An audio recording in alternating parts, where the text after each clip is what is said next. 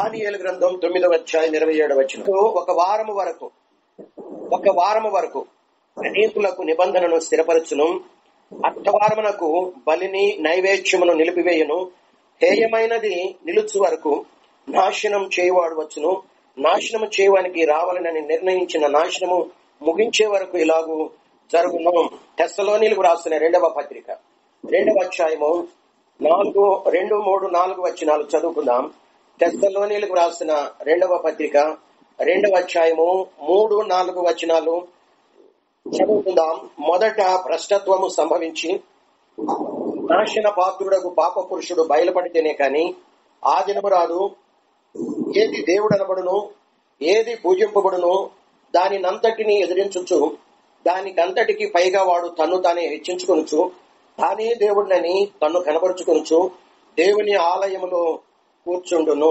మూడవదిగా మత్తయి సువార్త 24వ అధ్యాయము, మత్తయి సువార్త 24వ అధ్యాయము 15వ వచనము నుండి చదువుకుందాం. 15వ వచనము నుండి, కాబట్టి ప్రవక్త అయిన దానియేలు ద్వారా చెప్పబడిన, ఇందాక మనం చదువుకున్నాం 9:27. కాబట్టి ప్రవక్త అయిన దానియేలు ద్వారా చెప్పబడిన నాశనకరమైన హేయ వస్తువు పరిశుద్ధ స్థలమందు నిలుచుట మీరు చూడగానే చదివేవాడు గ్రహించునుగాక. యోదయలో ఉండువాడు కొండలకే పారిపోవలను, మిద్దె మీద ఉండువాడు తన ఇంటిలో నుండి ఏదైనా తీసుకుని పోవాలని వెండికి దిగకూడదు, పొలంలో ఉండేవాడు తన బట్టలు తీసుకుని పోవుటకు ఇంటికి రాకూడదు. అయ్యో, ఆ దినములలో గర్భిణీలకును పాలిచ్చు వారికి శ్రమ. 20-21 వచనం తర్వాత చదువుకోవాలని మనం చేస్తున్నాం. ప్రకటన గ్రంథం 19వ అధ్యాయము 20వ వచనం. ప్రకటన గ్రంథము 19వ అధ్యాయము 20వ వచనము. అప్పుడు ఆ మృగమును ఎదుట సూచక్రియలు చేసి దాని ముద్రను వేయించుకున్న వారిని, ఆ మృగపు ప్రతిమకు నమస్కరించిన వారిని మోసపరిచిన ఆ అబద్ధ ప్రవక్తయు పట్టబడి ఒకటి మరలా చదువుతున్నాను. 20వ వచనం మొదటి లైన్ లో, అప్పుడు ఆ మృగము అంటే యాంటీ క్రైస్ట్, అంత్యక్రీస్తు, క్రీస్తు విరోధి అని గుర్తుపెట్టుకోండి. ఆ మృగము ప్లస్ 4వ లైన్ లో అబద్ధ ప్రవక్తయు, వీరిద్దరును పట్టబడి అగ్ని గంధకాలతో మండే అగ్నిగుండములో ప్రాణముతోనే వేయబడిరి అని మనం చూస్తా ఉన్నాం. 20వ అధ్యాయము 10వ వచనములో మనం చదువుకుంటే, వారిని మోసపరిచిన అపవాది అగ్ని గంధకములు గల గుండములో పడవేయబడిను. అచ్చట ఆల్రెడీ ఆ ఘోర మృగమును అబద్ధ ప్రవక్తయు ఉన్నారు. వారు యుగ యుగములు రాత్రింబవళ్ళు బాధించబడుదురు అని మనం చదువుకుంటా ఉన్నాం. దేవునికి మహిమ కలుగును గాక. ఈ చదవబడినటువంటి వాక్యాలు మొత్తము చదివించాను, ఎందుకంటే ఇందులో నుండి వాక్యం వస్తుంది. జస్ట్ ఇంట్రడక్షన్, ఉపోద్ఘాతము నేను పైన మీకు ఇచ్చి వాక్యంలోకి వెళ్లాలని ఆకాంక్షిస్తూ ఉన్నాను. కొన్ని వారాలుగా మనము 7 ఏళ్ల శ్రమల కాలంలో ఏం జరగబోతుంది అనేది మనము ధ్యానిస్తూ ఉన్నాం. దేవునికి స్తోత్రం. అతి త్వరలోనే యాంటీ క్రైస్ట్ అంటే ఒక నియంత ప్రపంచాన్ని పరిపాలన చేయబోతూ ఉన్నాడు.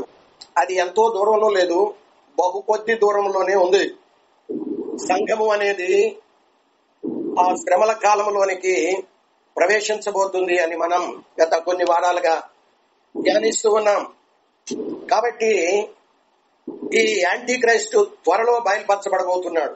వాడు మానవుడే, మనుష్యుల్లో నుండే వాడు రాబోతూ ఉన్నాడు. వాడు ప్రస్తుతం పెరిగి పెద్దవాడయ్యాడు. వాడు ఏ దేశంలో ఉన్నాడు, వాడు ఎక్కడున్నాడు, వాడు ఎలా ఉంటుందో అవన్నీ మనకు ప్రస్తుతం తెలియదు. కానీ త్వరలో వాడు బయలుపరచబడబోతున్నాడు. వాడిని మన 2 కళ్ళతోనే మనం చూడబోతూ ఉన్నాం. కాబట్టి వాడిని ప్రమోట్ చేయడానికి ఫాల్స్ ప్రాఫిట్, అబద్ధ ప్రవక్త అనే వాడు కూడా మనుషుల్లో నుండే లేపబడబోతూ ఉన్నాడు. కాబట్టి వీరిద్దరూ కేవలం భూమి మీద 7 సంవత్సరాలు ప్రపంచమంతటినీ వాళ్ళ స్వాధీనంలో కంట్రోల్ తీసుకుని 7 సంవత్సరాలు కేవలం పరిపాలన చేయటానికి వాడికి పవర్ ఇవ్వబడుతుంది, అధికారం ఇవ్వబడుతుంది. అధికారము అనేది ఎవరిస్తారు వాడికి అంటే, గత 3-4 వారాల క్రితం మనం చదువుకున్నాము. ఎవరిస్తారు అంటే, ప్రకటన గ్రంథం 13వ అధ్యాయంలో చదువుకున్నాం. సాతాను వాళ్ళిద్దరికి తన అధికారమును, తన బలాన్ని, తన సింహాసనాన్ని వాడికి యాంటీ క్రైస్ట్ కి ఇస్తాడు. కాబట్టి వాడు ఎలా ఉంటాడు అంటే సాతానును పోలి ఉంటాడు. సాతాను ఎలా ఉంటాడు? సాతాను మానవుడు కాదు, అది ఒక పడిపోయిన దేవదూత. కాబట్టి యాంటీ క్రైస్ట్ ఎలా ఉంటాడు అంటే జస్ట్ లైక్ మీరు సాతాను చూస్తే యాంటీ క్రైస్ట్ చూడనక్కర్లేదు, యాంటీ క్రైస్ట్ చూస్తే సాతాన్ని చూడనక్కర్లేదు. ఈ వాడు తండ్రిగా ఉంటాడు, సాతాను అనేవాడు తండ్రిగా ఉంటాడు. వాడు యాంటీ క్రైస్ట్ ఎన్నుకొని, ఇదిగో నీవు నాకు కుమారుడిగా ఉండాలి, నేను నీకు తండ్రిగా ఉంటాను, ఈ భూ ప్రపంచం అంతటి మీద నిన్ను అధికారిగా చేస్తాను, నా బలాన్ని నీకు ఇస్తాను, నా అధికారాన్ని నీకు ఇస్తాను, నా సింహాసనాన్ని కూడా నీకు ఇస్తాను, నా సింహాసనం మీద నువ్వు కూర్చొని ప్రపంచమంతా కూడా రాజుగాను దేవుడుగా పూజించబడుతూ పరిపాలన చేయాలి అంటాడు. వాడిని ప్రమోట్ చేయడానికి అబద్ధ ప్రవక్త అనేవాడు లేస్తాడు. వాడికి కూడా సాతాను తన అధికారాన్ని కట్టబెడతాడు, తన బలాన్ని ఇస్తాడు, తన ఆ యొక్క సూచక్రియలు అద్భుతాలు చేయడానికి వాడికి అనేకమైనటువంటి గిఫ్ట్లు కూడా సాతాను ఇస్తా ఉంటాడు. వీళ్ళిద్దరూ 7 సంవత్సరాలు మాత్రమే భూమి మీద ఉండి పరిపాలన చేస్తారు. ఆ తర్వాత వాళ్ళ అధికారం, వాళ్ళ బలాన్ని, వాళ్ళ సింహాసనాన్ని కొట్టివేసి ప్రభువగు యేసు దేవుడు తన సంఘాన్ని వెంటబెట్టుకుని ఏం చేస్తాడంటే వాళ్ళిద్దరిని బ్రతికి ఉండగానే ప్రాణంతో అగ్నిగంధకాలతో మండే గుండంలో పడవేస్తాడు. సాతానునేమో 1000 సంవత్సరాలు పాతాళంలో బంధించి వేస్తాడు అని మనం చూస్తా ఉన్నాం. 1000 సంవత్సరాల తర్వాత సాతాన్ని కూడా తీర్పు తీర్చి అగ్నిగంధకాలతో మండే గుండంలో వేస్తాడు. ఆల్రెడీ అక్కడ ఇంతకు ముందే 1000 సంవత్సరాలకు ముందే అందులో అగ్నిగంధకాలతో మండే గుండంలో పడవేయబడినటువంటి ఆ క్రీస్తు విరోధి అబద్ధ ప్రవక్త ఆల్రెడీ అక్కడ ఉన్నారు. వారు ముగ్గురు యుగ యుగాలు అక్కడ మరి బాధింపబడుతూనే ఉంటారు అని మనం చదువుకుంటా ఉన్నాం. దేవునికి మహిమ కలుగునుగాక. ప్రాబ్లం ఏంటి అంటే వాడు యాంటీ క్రైస్ట్ అతి త్వరలో తన్ను నియంతగా ప్రపంచానికి కనబరుచుకునే రోజులు అతి త్వరలో ఉన్నాయి. వాడు బయలుపరచబడ్డ రోజున సమస్తమును కూడా కంట్రోల్లోకి తీసుకుంటాడు. ప్రపంచమంతటా ఎన్ని దేశాలైతే ఉన్నాయో అన్ని దేశాల అధికారాన్ని వాడు కొట్టివేస్తాడు. కొట్టివేసి మొత్తాన్ని కూడా ఆ పవర్ మొత్తం తన చేతిలోకి తీసుకొని వాడంటాడు, ఇదిగో నేనే దేవుడను, 666వ ముద్ర మీ నొసట మీ కుడి చేతిని వేయించుకోవాలి, నన్ను మీరు ఆరాధించాలి. వాడిని ప్రమోట్ చేయటానికి ఈ అబద్ధ ప్రవక్త ఏం చేస్తాడు అంటే వాడు అనేక రకాలుగా ప్రజలను బలవంతం చేస్తా ఉంటాడు. వాడి బొమ్మ చేసుకొని మీరు ఇంట్లో పెట్టుకోవాలి, వాడిని మీరు ప్రతిరోజు మీరు ఆరాధించాలి, లేకుంటే కొనటం అమ్మటం ఉండదు అంటాడు. అయితే ప్రపంచం అంతటా 3 రకాలైనటువంటి ప్రజలున్నారు. 3 జాతులు వారు, అంటే 3 రకాలైన ప్రజలు. ఒకటెవరు? అన్యులు, నామకార్థ క్రైస్తవులు. ఈ నామినల్ క్రిస్టియన్ కూడా అన్యుల క్రిందకే లెక్కించవలసినటువంటి పరిస్థితి. గత సండే మనం చదువుకున్నాం. ఆయన అంటున్నాడు యేసు ప్రభులు వారు, ఇదిగో చేట నా చేతిలో ఉంది, నేను తూర్పార పట్టబోతున్నాను. పొలంలో ఉన్న గింజంతా కూడా ఏం చేస్తారు, ఒక చోట కూర్చి రైతు ఏం చేస్తాడు చెప్పండి, కళ్ళంలో పోసి దాన్ని నూర్పిడి వేసి, మిషన్లో వేసి నూర్పిడి వేసి ఏం చేస్తారు, దాన్ని చేటలో పోసి తూర్పార పడుతూ ఉంటే ఆ పొట్టంతా కూడా గాలికి ఎగిరిపోతుంది. గట్టి ధాన్యం మాత్రమే. వాళ్లే పరిశుద్ధులు. దేవునికి మహిమ కలుగును గాక. కాబట్టి మొట్టమొదటి రకం ఎలాంటి వాళ్ళు అంటే యేసుని ఎరగని వారు, సువార్తకు లోబడిన వారు, నామకార్థమైనటువంటి క్రైస్తవులు. వీళ్ళందరూ కూడా మొదటి కోవకు చెందినవాడు. వీళ్ళకి ప్రాబ్లం ఏముందండి? ఏ దేవుడైతే మాకేంటి, మాకు కొనటానికి అమ్మకానికి మాకు కావాలి అనుమతి, పర్మిషన్ కావాలి. కాబట్టి మేము ఒక పూట తినలేకపోతే ఉండలేము కదండి. కదా ఆనాటి క్రైస్తవుడు వేరు, పరిశుద్ధుడు వేరు. క్రైస్తవుడు అని పేరు పెట్టుకున్నంత మాత్రాన అందరూ క్రైస్తవులు కాదు. కానీ బైబిల్ గ్రంథం వీళ్ళిద్దరినీ కూడా వేరు చేసింది. క్రిస్టియన్ వేరు కదండి, పరిశుద్ధుడు వేరు. పరిశుద్ధుడు ఎవరు అంటే యేసునందు విశ్వాసం ఉంచి, యేసు పరిశుద్ధ రక్తం చేత కడగబడి, ఆయన వాక్యానికి లోబడి శ్వాస ఉన్నంత కాలం, ప్రభు వచ్చేంత వరకు తనకు ఏది నష్టం కలిగినా కానీ తన ప్రాణం కంటే ఎక్కువగా దేవుని ప్రేమించి, తన ప్రాణం కంటే ఎక్కువగా దేవుని ఆజ్ఞలను ప్రేమించి వాటిని హత్తుకొని వాటికి అన్నిటికీ లోబడి ఎవరైతే విధేయత కలిగి జీవిస్తూ ఉన్నారో వారే పరిశుద్ధుల క్రింద పరిశుద్ధ గ్రంథం, బైబిల్ గ్రంథం లెక్కించబడుతుంది. కానీ చర్చికి వెళ్లే వాళ్ళందరూ కూడా పరిశుద్ధులు కాదు అని నా పరిశుద్ధ గ్రంథం వాళ్ళని లెక్కిస్తూ ఉంది. కాబట్టి ఈ లోకస్తులు, నామినల్ క్రిస్టియన్స్, ఎవడు క్రైస్తవుడు, ఎవడు నామినల్ క్రైస్తవుడు, ఆ రోజు చేటలోనికి ధాన్యం వచ్చినప్పుడు మాత్రమే, తూర్పారబడుతున్నప్పుడు మాత్రమే అసలు సిసలైనటువంటి వాడు ఎవడు, డూప్లికేట్ ఎవడు అనేది ఆ రోజు మాత్రమే బయలుపరచబడుతూ ఉంది. దేవునికి స్తోత్రం. కాబట్టి ఈ మొదటి కోవకు చెందినటువంటి ఈ ప్రజానీకానికి ప్రాబ్లం ఏముందండి? ప్రాబ్లం ఏమి లేదు. చిన్న పిల్లవాడు వాళ్ళకి అప్పుడే పుట్టిన వాడు ఉంటాడు, కళ్ళ ముందు పాలు దొరకదు కదండి. పిల్లవాడు క్యార నడుస్తూ ఉంటే పాలు దొరకదు నామకార్థ క్రైస్తవులకి, అన్యులకి. కాబట్టి అర్జెంటుగా వాళ్ళు ఏం చేస్తారో, పిల్లవాడు చావును నేను చూడలేనని హాగర్ గనక కూటి వేతంత దూరం వెళ్లి ఇష్మాయేలుని ఎత్తి ఆ చెట్టు కింద పడేసి అంత దూరం పోయి ఏడుస్తా కూర్చుంది. నా పిల్లవాడు చావు బ్రతుకులో ఉన్నాడు, వాడికి నీళ్లు దొరకలేదు, కాబట్టి నేను ఏమి చేయలేని నిస్సహాయ స్థితిలో ఉండిపోయానని హాగర్ గనక కేకలు వేసి ఏడ్చినట్లు ఆనాడు చాలా మంది ఏం చేస్తా ఉంటారంటే పరిగెత్తుకుంటూ పోయి 666వ ముద్ర ముందు నాకు వేయండి అని క్యూలో నిలబడి అర్జెంటుగా వేసుకొని ఆ తర్వాత పాలను, వాళ్ళకు కావలసినటువంటి ఆ పూట కూటిని వాళ్ళు నీటిని కొనుక్కొని ఉంటారు. కాబట్టి వాటిని పూజించడానికి, దేవుడిగా ఆరాధించడానికి కదండి, వాడికి మొక్కటానికి, వాడి బొమ్మ ఇంట్లో పెట్టుకోవటానికి, దాంతో మాట్లాడటానికి వాళ్ళకి ఎటువంటి ప్రాబ్లం లేదు. ఇంకెవరున్నారు? భూమి మీద ఇంకెవరున్నారండి? ఇంకా 2 రకాలైనటువంటి మనుషులు ఉన్నారు. రెండవ రకం ఎవరో చెప్పండి? యూదులు, యోధా జాతి కదా. వాళ్ళకు కూడా ప్రాబ్లం లేదు. ఏంటి ప్రాబ్లం? యాంటీ క్రైస్తుతో ఎటువంటి ప్రాబ్లము లేదు. కారణం ఏంటి అంటే వాళ్ళతో అగ్రిమెంట్ చేశాడు. 9వ అధ్యాయం దానియేలు గ్రంథం 27వ వచనం చదువుకున్నాం మనం. వాళ్ళతో నిబంధన స్థిరపరిచాడు. ఎన్ని రోజుల వరకు? 1 వారానికి, అంటే 7 సంవత్సరాల వరకు. ఇదిగో నేను మీకు తోడుగా ఉంటాను, నేను దేవుణ్ణి, నేను మీకు పీలుస్తాను సమాధానాన్ని. ఎందుకంటే వాడు బయలుపరచబడితేనే కానీ యూదా ప్రజలు మందిరం కట్టుకోలేరు. అప్పటి వరకు అన్ని కూడా దేవుడు వాడికి కావలసినటువంటివన్నీ కూడా ఆ 3 రకాలైన వస్తువుల్ని సమకూర్చి పెడుతున్నాడు. ఆ టయానికి వచ్చేసరికి ఆ బూడిది కూడా దొరికింది వాళ్ళకి. ఎర్రని పెయ్య అంటే చెప్పండి, పరిశుద్ధుడైన లేవీయుడు అంటే కళంకం లేని లేవీయుడు, వీళ్ళు ఆల్రెడీ దొరికారు. ఇప్పుడు సెర్చ్ ఏంటి అంటే వెతకటం దేని కొరకు అంటే ఇజ్రాయెల్ ఆ యొక్క గవర్నమెంట్ సైంటిస్టులకి కదండి, శాస్త్రులకి ఏమిస్తే శాలరీస్ ఇచ్చి వాళ్ళని పోషిస్తూ ఎక్కడో క్రీస్తు శకం 70వ సంవత్సరంలో అనేవాడు పండితు వచ్చి వాళ్ళని ముక్కలుగా నరుగుతుంటే ప్రపంచమంతా చల్లా చెదరైపోయారు.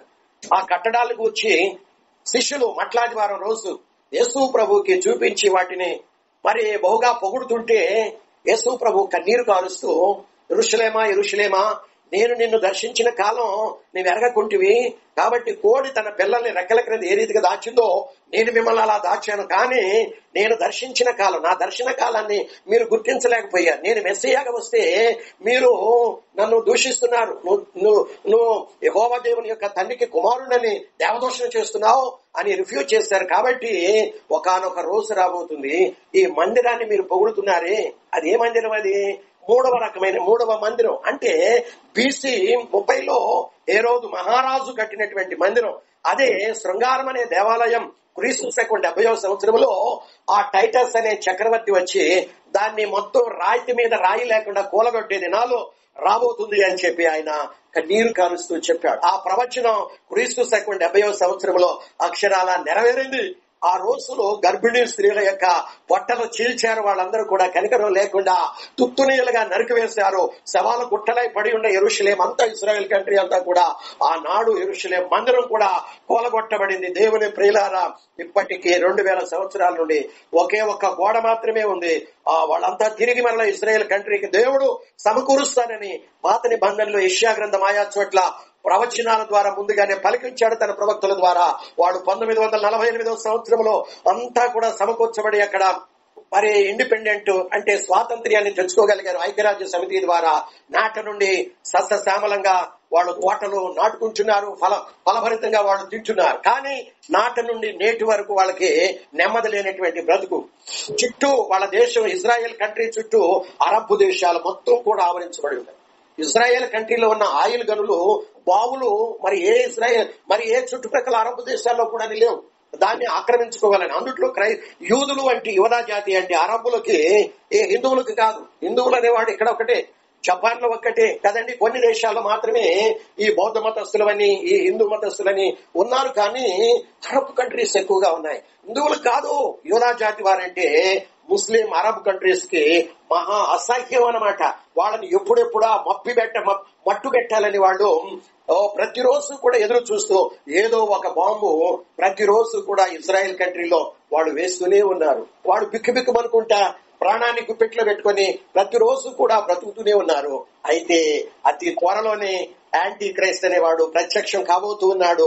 వాడు నియంతగా ప్రపంచానికి పరిచయం చేయడానికి అబద్ధ ప్రవక్తను వాడు లేవబోతున్నాడు. కాబట్టి ప్రియులారా, అటువంటి సందర్భంలో వాడు బయలుపరచబడే వరకు ఆ బూడిద దొరకదు. వాళ్లకు ఏ రోజునైతే బూడిద దొరుకుతుందో ఈ మూడు కూడా సమకూర్చబడతాయో వాళ్ళంతటా వాళ్ళు మందిరాన్ని కట్టుకోలేరు. ఎందుకంటే పర్మిషన్ కావాలి. చుట్టూ అరబ్ కంట్రీస్ అక్కడ మసీదు ఉంది. ఆ యెరూషలేము దేవాలయము ఎక్కడైతే కోల్చబడిందో అక్కడ మసీదు కట్టుకున్నారు. సెరాకన్లని వేరే వాళ్ళు కూడా వచ్చేసి మొత్తం ఆ ప్రాంతాన్ని ఆక్రమించారు. అప్పటి వరకు బ్రిటిష్ ప్రభుత్వం ఏలుబడిలో ఉంది కాబట్టి వాళ్ళందరూ కూడా దానికి రాజీపడి ఒప్పుకున్నారు. కాబట్టి దేవుని పిల్లలారా, నిశ్చయముగా వాడు బయలుపరచబడితే తప్ప దేవుని మందిరం కట్టబడదు. వాళ్ళకు అడ్డాడు. ఇదిగో 210 దేశాలు ప్రపంచమంతా ఉన్నప్పటికీ కూడా 209 దేశాలతో వాడు నేనే దేవుడిని, నన్నే ఆరాధించాలంటాడు. వాళ్ళతో వాళ్ళకి ఒక అగ్రిమెంట్ చేస్తాడు. ఇదిగో ప్రతిరోజు అరకులు వచ్చి మీ దేశంలో బాంబులు వేస్తున్నారు కదా, కాబట్టి మీరు ప్రతిరోజు బిక్కుబిక్కుమనుకుంటా ఎందుకు, నేను వాళ్ళందరినీ ఒప్పించి నేను మీకు మందిరం కట్టుకుంటానికి నేను ఒప్పిస్తాను అంటే, ఆనాడు మట్లాదివారం రోజు మెస్సియాగా యేసయ్య వస్తే ఆయన తృణీకరించి సిలువ వేశారు. కానీ ఈ క్రీస్తు విరోధిని మెస్సియాగా వాళ్ళు అంగీకరించి వాడితో కలిసి వీళ్ళు ఏం చేశారు, 7 సంవత్సరాల అగ్రిమెంట్ వాడు వీళ్ళు కలిసి ఒప్పందం చేసుకుంటూ ఉంటారు. నిబంధన ఆ రోజు స్థిరపరచబడుతూ ఉంటుంది. కాబట్టి మీరు మందిరం కట్టుకోవచ్చు, మీరు మీ బలులు అర్పించుకోవచ్చు, మీరు మీ అర్పణలను, మీ నైవేద్యాలని అన్నిటిని కూడా ప్రతిరోజు మీరు దేవాలయం, ఎందుకంటే మందిరం ఆలయము వేరు, చర్చి వేరు. చర్చి ఏమో దేవుణ్ణి ఆరాధించుకుంటానికి, కానీ యూదులకు అలా కాదు. మందిరం అనేది, ఆలయం అనేది అది వేరు. కాబట్టి ఎందుకంటే అందులో బలిపీఠం ఉంటుంది. బలిపీఠం అనేది కట్టబడాలి. అది బలిపీఠం మీద ప్రతిరోజు వారు బలులు అర్పిస్తూనే ఉండాలి. దానికి లేవియాకాండం, సంఖ్యాకాండం మనం చదువుకుంటే అందులో ఒక్కొక్క రకమైనటువంటి బలి, 5 రకాలైనటువంటి బలులు ఉన్నాయి. ఒక్కొక్క రకమైనటువంటి బలి ఏ రీతిగా అర్పించాలనేది దేవుడు సినాయి పర్వతం మీద ఆనాడు మోషే ద్వారా వారికి కట్టడల విధులు నియమించాడు. ఖచ్చితంగా దాన్ని 100% వాళ్ళు ప్రాణం పోయినా పర్వాలేదు కానీ ఖచ్చితంగా వాటన్నిటిని వాళ్ళు అర్పిస్తూ ఉంటారు. కాబట్టి మందిరం అనేది, ఆలయము అనేది లేకుండా కదండి. మనం చదువుకున్న ఒక మాట మరలా చదువుకుందాం. తెస్సలోనీయులకు రాసిన 2వ పత్రిక 2వ అధ్యాయము, తెస్సలోనీయులకు రాసిన 2వ పత్రిక అండి, 2వ అధ్యాయము మనం చదువుకుంటే 3వ వచనము చివరి లైన్ లో, అంటే 5వ లైను, తాను దేవుడిని తన్ను కనబరుచుకొనొచ్చు దేవుని ఆలయములో కూర్చుండును. యెరూషలేములో కట్టబడే ఆలయములో వాడు కూర్చుంటాడు. కాబట్టి దానికి ఆలయము అనే పేరు కదండి. ఇంకొక మాట చదవండి, 3వ అధ్యాయం అపోస్తుల కార్యం 1వ వచనం. అపోస్తుల కార్యం 3వ అధ్యాయము 1వ వచనములో మనము చదువుకున్నట్లయితే, పగలు 3 గంటలకు ప్రార్థనా కాలమున పేతురును యోహానును దేవాలయమునకు ఎక్కి వెళ్ళుచుండగా. ఇక్కడేమని వ్రాయబడి ఉంది చెప్పండి? ఆలయము, దేవుని ఆలయము, దేవుని ఆలయము. ఆలయము వేరే, చర్చి వేరే. ఆలయంలో దేవుణ్ణి వాళ్ళు బలిపీఠాలు కట్టుకుని బలులు అర్పిస్తూ, వాళ్ళు నైవేద్యాలు అర్పిస్తూ, వాళ్ళు అర్పణలు సమర్పించుకుంటూ ఉండాలి. దేవునికి మహిమ కలుగునుగాక. పాత నిబంధనలో 7 రకాలైనటువంటి పండుగలు ఉన్నాయండి. క్రీస్తు శకం 70వ సంవత్సరంలో వాళ్ళంతా కూడా చెదిరిపోయారు. కానీ అంతకు ముందు వాళ్ళు భయంకరంగా 3 రాజ్యాలు వాళ్ళు పరిపాలన చేశారు. బబులోను దేశ సామ్రాజ్యాన్ని స్థాపించి నెబుకద్నెజరు పరిపాలన చేశాడు. ఆ తర్వాత మాదియా పారసీకులు మరి ప్రపంచాన్ని ఏలుబడి చేశారు. ఆ తర్వాత గ్రేకీయులు, అంటే ద గ్రేట్ అలెగ్జాండర్, వీళ్ళు 3 రాజ్యాలు. తర్వాత రోమా సామ్రాజ్యం. క్రీస్తు భూలోకంలో, యేసు ప్రభుల వారు భూలోకంలో నరావతారిగా ఉన్నటువంటి కాలంలో 4 సామ్రాజ్యాలను స్థాపించి వాళ్ళు ఏలుబడి చేస్తారని నెబుకద్నెజరుకు కలలో దేవుడు ముందుగానే బయలుపరిచాడు. ఒక విగ్రహం ఆయన చూశాడు. ఆ విగ్రహంలో మరి పైన శిరస్సు బంగారం, తర్వాత మెడ, ఈ యొక్క భుజాలు ఇవన్నీ కూడా వెండి, ఇవన్నీ మనకు తెలిసింది. కాబట్టి టైం వేస్ట్ చేసుకుంటా మనము ముందుకు సాగిపోదాం. దేవునికి మహిమ కలుగునుగాక. కాబట్టి వాడు ప్రత్యక్షమయ్యి వాళ్ళకి అగ్రిమెంట్ చేశాడు, మీకు ఆలయం లేదయ్యా, కాబట్టి నేను అరబ్బులను ఒప్పించి, ఎందుకంటే వాళ్ళు నమ్ముతారు, పవర్ మొత్తం వాడు స్వాధీనాలు తీసుకుంటాడు. ఓ ప్రక్క అందరూ కూడా వాళ్ళని ఆరాధిస్తూ ఉంటారు. 209 దేశస్తులు వాడిని నమ్ముతారు. కాబట్టి ఇదంతా కూడా చూస్తున్నటువంటి వాళ్ళు నిశ్చయముగా వాడిని నమ్మి వీడే మెస్సియా అని నమ్మేసి చివరికి అగ్రిమెంట్ మీద వాడు వీళ్ళు కలిసి 7 సంవత్సరాలు సంతకం చేస్తారు. సంతకం చేసిన తర్వాత వాళ్ళు చక్కగా 3.5 సంవత్సరాలు బలులు అర్పిస్తూనే ఉంటారు. దేవుని మందిరం కట్టుకుంటారు, బలులు అర్పిస్తారు కదండి. వాళ్ళు అర్పణలు నైవేద్యాలను సమర్పించుకుంటూ ఉంటారు. వాళ్లకు ఎటువంటి కొట్లాట లేదు. యాంటీ క్రైస్ట్తో వాళ్ళకి ఎటువంటి సమస్య, ప్రాబ్లం లేనే లేదు. ఎందుకంటే వాళ్ళు ఎంతో పీస్ఫుల్ గా 2000 సంవత్సరాలకు ఎదురు చూస్తున్నటువంటి ఈ యొక్క మందిరం చివరికి మాకు స్వాతంత్ర్యం వచ్చినా కానీ, 1948వ సంవత్సరం స్వాతంత్ర్యం వచ్చినా కానీ, ప్రతిరోజు మా దేశంలో ఏదో ఒక స్థలంలో బాంబు పడుతూనే ఉంది. మా చుట్టుప్రక్కల ఉన్న వాళ్ళు నెమ్మది లేకుండా చేస్తున్నారు. ఇదిగో ఈయన మెస్సియా కాకపోతే ఇంకే మరేంటి, వాళ్ళందరికీ కూడా నోళ్లు మూపించి మాకు మందిరం కట్టుకుంటానికి ఈయన సహాయం చేశాడు. మేమింత నెమ్మది కలిగి ప్రతిరోజు బిక్కు బిక్కు అనుకుంటూ ఉండేవాళ్ళం. కాబట్టి ప్రతిరోజు కూడా మేము ఆలయంలోకి వెళ్లి చక్కగా మేము దేవుణ్ణి ఆరాధించుకుంటున్నాము అని చెప్పేసి నమ్ముతూ ఉంటారు అదండి. కాబట్టి ఎన్ని రోజులు ఇలా జరుగుతుంది? వాడు ముద్ర వేయించుకునే పని లేదు యూదులకి, అర్థమవుతుందండి. 3.5 సంవత్సరాలు, యాక్చువల్ గా అయితే 7 సంవత్సరాలు. వాళ్ళ అగ్రిమెంట్ 7 సంవత్సరాలు నిబంధన స్థిరపరుచుకున్నారు ఇరువురు కలిసి, ఉభయులు కలిసి. కాబట్టి 3.5 సంవత్సరాల వరకు వాడితో వీళ్ళకి ఎటువంటి ప్రాబ్లం లేదు. అబద్ధ ప్రవక్త గాని, యాంటీ క్రైస్ట్ గాని వీళ్ళ మీద ఎటువంటి ఫోర్స్ తీసుకురాడు. ఎందుకంటే మీరు ముద్ర వేయించుకోవాలి, మీ ఇండ్లలో యాంటీ క్రైస్ట్ బొమ్మ పెట్టుకోవాలి, దానికి ప్రాణం ఇస్తాను, అది మీతో మాట్లాడిద్ది అని ఎటువంటి బలవంతం అనేది లేనే లేదు. వాడు హాయిగా చక్కగా ప్రపంచమంతా ఒక రకంగా బిక్కుబిక్కుమంటా ఉంటే, మరొక రకంగా వీళ్ళు ఆ ఒక్క కంట్రీ మాత్రం ఎంతో నెమ్మదిగా, ఎంతో సమాధానం కలిగి, ఎంతో హాయిగా వాళ్ళు దేవుణ్ణి ఆరాధించుకుంటా ఉంటారు. కాబట్టి ఒకటేమో అన్యులు, నామకార్థ క్రైస్తవులు, వాళ్ళకి ఎటువంటి ప్రాబ్లం లేదు వాడిని ఇంట్లో పెట్టుకోవటానికి. రెండవదిగా వీళ్ళు మాత్రం అబద్ధ ప్రవక్త, యాంటీ క్రైస్ట్, వీళ్ళని బలవంతం చేయని అవసరం లేదు. ఎందుకంటే ఆ ముద్రతో వాళ్ళకి పని లేదు, వాడిని ఆరాధించవలసినటువంటి పని లేదు. కాబట్టి 3.5 సంవత్సరాలు. చెప్పేది ఏంటి అంటే మిగిలింది ఎవరండి? పరిశుద్ధులు. క్రైస్తవులు అంటలా నేను, పరిశుద్ధులు. వీళ్ళని వీడు బలవంతం చేస్తాడు కదా, వీళ్ళని వీడు ఏం చేస్తాడు? బలవంతం చేస్తాడు. వాడి మాటకు ఎవడైతే లోబడడో ఆకాశం నుండి అగ్ని రప్పిస్తాడు అబద్ధ ప్రవక్త. వాళ్ళని కాల్చివేస్తాడు. వాడు సూచక్రియలు చేసే ఆ యొక్క అధికారం సాతాను అబద్ధ ప్రవక్తకి ఇచ్చాడు. 7 సంవత్సరాలు ఇలా జరుగుతుంది. కాబట్టి మొదటి 3.5 సంవత్సరాలేమో సంఘానికి శ్రమ, తర్వాత సెకండ్ పార్ట్ 3.5 సంవత్సరాలు యూదులకు శ్రమ. ఎందుకంటే నేను చెప్పే విషయం ఏంటంటే, మొదటి 3.5 సంవత్సరాలు యాంటీ క్రైస్ట్తో కానీ, అబద్ధ ప్రవక్తతో కానీ యూదులకు ఎటువంటి ప్రాబ్లం లేదు. కాబట్టి మొదటి 3.5 సంవత్సరాలు హింసించేది ఎవరు? అన్యులు హింసించే పని లేదు. వాళ్ళు చక్కగా వాడిని మొక్కుతా ఉన్నారు, పూజిస్తా ఉన్నారు, ఆరాధిస్తూ ఉన్నారు, నామకార్థ క్రైస్తవులు కూడా. కాబట్టి వాళ్ళకి ప్రాబ్లం లేదు వాడిని ఆరాధించడానికి. రెండవదిగా మొదటి 3.5 సంవత్సరాలు యూదులు వాడిని ఆరాధించిన అవసరము లేదు. మిగిలింది ఎవరు? పరిశుద్ధులు. కాబట్టి అబద్ధ ప్రవక్త వాడిని ఏం చేస్తాడని 3 వారాల క్రితం మనం చదువుకున్నాం. మీరు వాడిని దేవుడిగా పూజించాలి, బలవంతం చేస్తాడు. వాడి బొమ్మ చేసి మీ ఇంట్లో పెట్టుకోవాలి, దానికి నేను ప్రాణం ఇస్తాను, అది మీతో ప్రతిరోజు మాట్లాడిద్ది. వాడు బలవంతం చేస్తాడు. 666 ముద్ర వేయించుకోవాలి అని వాడు బలవంతం చేస్తాడు. బలవంతం మాత్రమే కాదు, వాళ్ళతో యుద్ధం చేస్తాడంట. రాబోయే రోజుల్లో మనం చూడబోతూ ఉన్నాం. పరిశుద్ధులతో వాడు ఏం చేస్తాడు? యుద్ధం చేస్తాడు. వాడు బలవంతం చేస్తాడు. కొంతమందిని హతమారుస్తాడని కూడా ఉంది కదా. బైబిల్లో ఏమని రాయబడిందంటే, పరిశుద్ధులతో వాడు బలవంతం చేస్తాడు, పరిశుద్ధుల్ని వాళ్ళతో వాడు యుద్ధం చేస్తాడంట. యుద్ధం చేసి జయిస్తాడని ఉంది బైబిల్లో. పరిశుద్ధ గ్రంథంలో, ప్రకటన గ్రంథంలో 13వ అధ్యాయంలో పరిశుద్ధులతో వాడు ఏం చేస్తాడు? యుద్ధం కూడా చేస్తాడు. యుద్ధం చేసి ఏం చేస్తాడంట? జయం పొందుతాడంట. ఆ అధికారం వాళ్ళకి ఇవ్వబడింది కదా. కాబట్టి కొంతమందిని హతమారుస్తాడు. దేవుని బిడ్డలారా, చెప్పొచ్చే విషయం ఏంటండి? మీకు అర్థమవుతుందా? మీకు అర్థమవుతుందండి?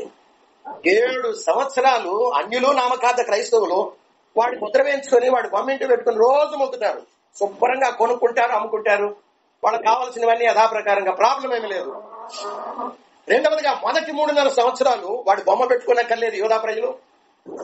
వాడి ముద్ర వేయించుకునే అవసరం లేదు, ఆరాధించిన అవసరం లేదు. మరి మొదటి 3.5 సంవత్సరాలు ఎవరిని వీడు బలవంతం చేసేది? ఎవరితో వీళ్ళు యుద్ధం చేసేది? ఎవరితో? మనం చదువుకున్నాం కదండి. 3.5 సంవత్సరాల తర్వాత వాడు నిబంధనను రద్దు చేస్తాడు యూదులతో. కాబట్టి అప్పుడు వాడు ఏం చేస్తాడు? వాడే వచ్చి మనం చదువుకున్న తెస్సలోనికీయులకు రాసిన 2వ పత్రిక 2వ అధ్యాయం 3-4 వచనాల్లో తానే దేవుడు నన్ను వచ్చి ఏం చేస్తాడు? వాడు ఆలయములో కూర్చుంటాడు, దేవాలయంలో వాడు కూర్చుంటాడు. అప్పుడు తిరగబడతాడు. అప్పుడు ఇశ్రాయేలీలు తిరగబడి చివరికి వాడు రద్దు చేస్తాడు 3.5 సంవత్సరాల తర్వాత.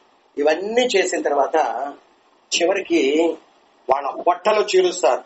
మనం చదువుకున్నాం, దానియేలు ప్రవక్త ద్వారా పలకబడినటువంటి మాట మీరు చదువునప్పుడు మీరు కొండలకు పారిపోవాలి కదండి. కొండలకి పారిపోవాలి. ఆ మొదటి 3.5 సంవత్సరాలేమో పరిశుద్ధుల్ని హింసిస్తాడు. తర్వాత 3.5 సంవత్సరాలేమో యూదుల్ని హింసిస్తాడు. ఆ 7 సంవత్సరాల తదనంతరం సంఘాన్ని వెంటబెట్టుకొని, ఎందుకంటే ఈ రెంటి మధ్యలో సంఘం ఎత్తబడుతుంది. మొదటి 3.5 సంవత్సరాలు, రెండవ 3.5 సంవత్సరాలు అంటే రెంటి మధ్యలో సంఘం. అది రాబోయే దినాలు మనం ధ్యానించుదాం. తలలు వంచండి. సమయం అయిపోయింది. తలలు వంచండి. సంఘం ఎత్తబడుతుంది. 3.5 సంవత్సరాలు అక్కడ ట్రైనింగ్ ఉంటుంది. పరిపాలన భూలోకంలో యేసుతో క్రీస్తుతో కలిసి ఏ రీతిగా పరిపాలన చేయాలో ఆ 3.5 సంవత్సరాల్లో భూలోకంలో జీవించిన జీవితాన్ని బట్టి దేవుడు అక్కడ బహుమానాలు, గిఫ్ట్లు ఇవ్వబోతూ ఉన్నాడు. వాళ్లకు ఆధిక్యతలు ఇవ్వబోతున్నాడు, మహిమనివ్వబోతూ ఉన్నాడు. 7 సంవత్సరాల శ్రమల కాలం ముగింపులో చివరి రోజున సంఘాన్ని వెంటబెట్టుకొని ఒలీవ కొండ మీదకు అడుగు పెడతాడు. అది తూర్పు దిక్కుకు పడమటి దిక్కుకు నడిమిగా అది విడిపోద్ది. మధ్యలో ఒక పెద్ద అగాధం అనేది, లోయ అనేది ఏర్పడుతుంది. అదే హర్మగెద్దెను లోయ.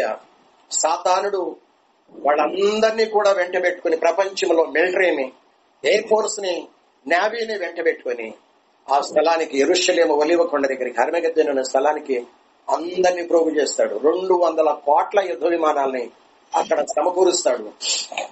దేనే భూలోకానికి యువరాజుని, అంతా నా స్వాధీనంలో ఉంది, నాది. ఈయనెవరో వస్తున్నాడు ఈ మొత్తాన్ని స్వాధీనం చేసుకుంటానికి, ప్రపంచాన్ని 1000 సంవత్సరాలు ఏలటానికి. ఇంతకాలం 6000 సంవత్సరాల నుండి ఇదంతా నా స్వాధీనంలో ఉంటే, ఆదాము నుండి నేను గుడ్డిగా లాక్కుంటే దొంగచాటున దెబ్బ కొట్టి 6000 సంవత్సరాల నుండి నా స్వాధీనంలో ఉంటే, ఈయన వచ్చి సమస్తమును కూడా యువరాజుగా ఏలటానికి వస్తున్నాడని ఆయనకు వ్యతిరేకంగా నేవీ, ఎయిర్ ఫోర్స్, మిలిటరీని, ఈ 3 రకాల త్రివిధ దళాధిపతుల్ని, వాళ్ళ సైన్యాన్ని మొత్తాన్ని వెంట పెట్టుకుని ఆయన అక్కడికి వస్తాడు. ఓన్లీ వన్ వర్డ్, ఒక్క మాట ఆయన నోటి నుండి వాక్యం అనే ఖడ్గం బయలువెడలి వస్తుంది. వాక్యం అనే ఖడ్గము ఆయన నోటి నుండి బయటకు వచ్చినప్పుడు వాళ్ళ నిలబడి ఉన్నటువంటి చోటని మిలిటరీ, నేవీ, ఎయిర్ ఫోర్స్ అందరి కళ్ళు కుళ్ళిపోతాయి, లొట్టలు పడి. వాళ్ళ నాలుకలు లోపటే ఉండి కుళ్ళిపోతాయి, శవాలుగా టపా పడిపోతాయి. వాళ్ళ రక్తం 200 క్రోసులు అంటే దాదాపు 300 మైళ్లు పైనే అది ప్రవహిస్తూ ఉంది. ఆ శవాలను తినటానికి ఆకాశం నుండి గ్రద్దలు, పక్షుల్ని విందు ఆరగించడానికి ఆయన పిలుస్తాడు. 7 సంవత్సరాలు వాళ్ళను పాతిపెట్టడానికి టైం పెడుతుంది.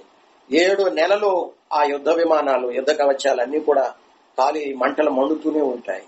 దేశాన్ని శుద్ధి చేయటానికి కొన్ని మాసాలు టైం పడుతుంది. ఆ టైంలో అబద్ధ ప్రవక్తను, అంత్యక్రీస్తును తీర్పు తీర్చి అగ్నిగంధకాలతో మండే గుండంలో వాడు ప్రాణంతో ఉండగానే వేస్తాడు. వాడినేమో బాటంలెస్ పిట్ లో, పాతాళంలో సాతాన్ని 1000 ఏళ్లు బంధిస్తాడు. చెప్పొచ్చే విషయం ఏంటి అంటే, చాలా మంది బోధకులు, 98% మంది ప్రపంచమంతా ఇదిగో సంఘం లేక పరిశుద్ధులు అనేవాళ్ళు 7 శ్రమలకు ముందే ఎత్తబడుతుంది. వేటిని బేస్ చేసుకొని చెబుతున్నారంటే ప్రకటన గ్రంథం 3:10 తెస్సలోనీయులకు రాసిన మొదటి పత్రిక 5:9 వీటిని బేస్ చేసుకొని వాళ్ళు తప్పుడు త్రోవలో నడుస్తూ ఇదిగో ప్రపంచ 98 క్రైస్తవ ప్రజానీకాన్ని తప్పుడు మార్గంలో నడిపిస్తూ ఉంటే గుడ్డిగా నమ్ముతున్నారు, చివరికి నష్టపోతూ ఉన్నారు. మనం ఏ కోవలో ఉండాలి, దేన్ని ఎక్సెప్ట్ చేయాలి, దేన్ని మన గుండెలకు హత్తుకోవాలి? సంఘం ముందుగా ఎత్తబడుతుందా? 3.5 సంవత్సరాల తర్వాత అది పరలోకానికి కొనుక్కోబడుతుందా? మనము దేన్ని హత్తుకోవాలి, దేన్ని నమ్మాలి, విశ్వసించాలి? పరిశుద్ధ ఆత్మదేవుని యొక్క సహాయపు వెలుగులో మనమందరము కూడా జాగ్రత్తగా పరిశీలన చేద్దాం.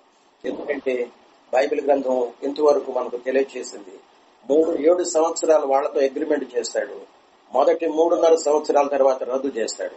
అయితే అబద్ధ ప్రవక్త ఎవరిని బలవంతం చేస్తాడు? మొదటి 3.5 సంవత్సరాలు ఎవరితో యుద్ధం చేసి వాడు జయం పొందుతాడు? ఎవరిని హతమారుస్తాడు? క్రైస్తవుల్ని కాక. మొదటి రకమైనటువంటి ప్రజలతో ఎటువంటి ప్రాబ్లం లేదు, యూదులతో ఎటువంటి ప్రాబ్లం లేదు, మిగిలింది పరిశుద్ధులు ఒకటి. కాబట్టి ఇవన్నీ ఇంకా లోతుగా రాబోయే దినాల్లో మనం ధ్యానించబోతున్నాం. పరిశుద్ధ ఆత్మదేవుడు మనందరికీ సహాయం చేయాలన్న ప్రార్థనా పూర్వకంగా వద్దాం.